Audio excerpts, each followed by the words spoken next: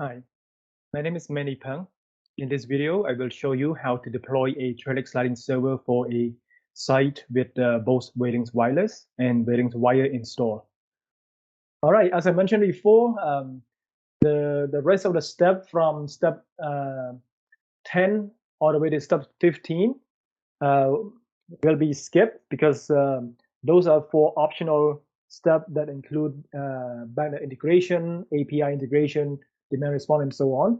Those steps will be skipped, and we can go through those steps in a separate training.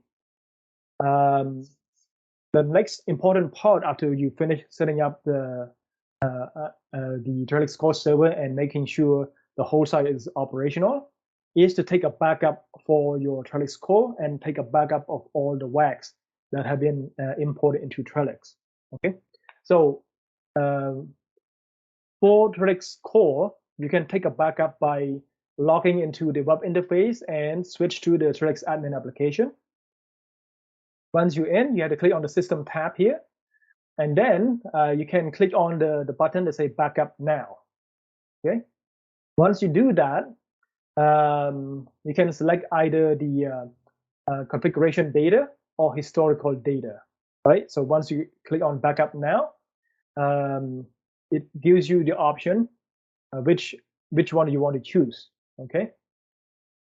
Now, the configuration data, it's going to be smaller, and that's usually is the one that you should take a backup of, because the historical data is going to be a bigger file size, because it has include all the energy dashboard data, the occupancy dashboard data, and if there's any Trellix locate application on the system, it will also record location data on the server. So it's going to be a much bigger file to back up. So for setup purpose, it's always better to select configuration data. Okay. Once you do that, click on the backup now button,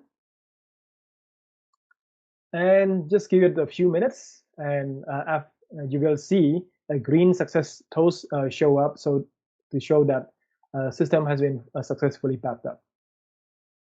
Okay, and you can actually download this backup to your laptop by clicking on this arrow, and once you do that, it's going to get saved onto your laptop. You could also take a backup on a regular basis if you click on the button Schedule Backup. Okay, just follow the on-screen instruction. You can specify exactly how often you want to do the backup on the server itself. Now, one thing to notice is that if you do schedule backup, it's actually will back up both the configuration data and historical data onto the server itself. Now, one thing which is very important is that when you take a backup, don't forget to write down the login password when you log into this Trellix. Okay, this will save you another trip from going back to site, because when you take a backup, the purpose for it is that if something went wrong, you have something to restore to. Right? You have a backup database to restore to onto the server. But when you restore, after you restore a backup to the server, it's going to ask you for a username and password of that particular database. So make sure you write down the username and password of that database after you back up the data. Okay, very important. Now, the other thing is, after you finish taking a backup on the Trellix core server, you have to log into each WAC and to take the backup of those WAC as well. The database for each WAC is also important.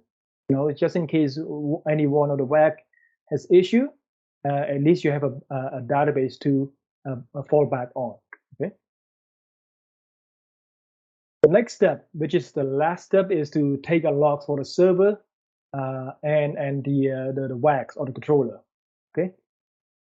Server log and the controller log should be taken when technical support request you to do so, especially for troubleshooting purpose.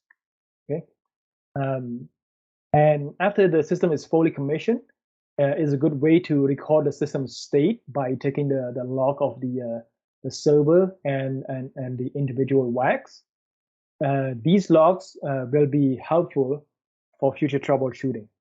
Okay, so to take logs for the server, just log into the web server interface. Go to device tab here. Okay, select the Trellix core, and on the action menu, you can select server logs. Okay, once you do that, it's going to download the Trellix core log onto the system.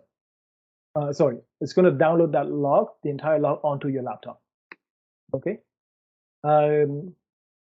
You could also take the log of each WAC directly through Trellix interface.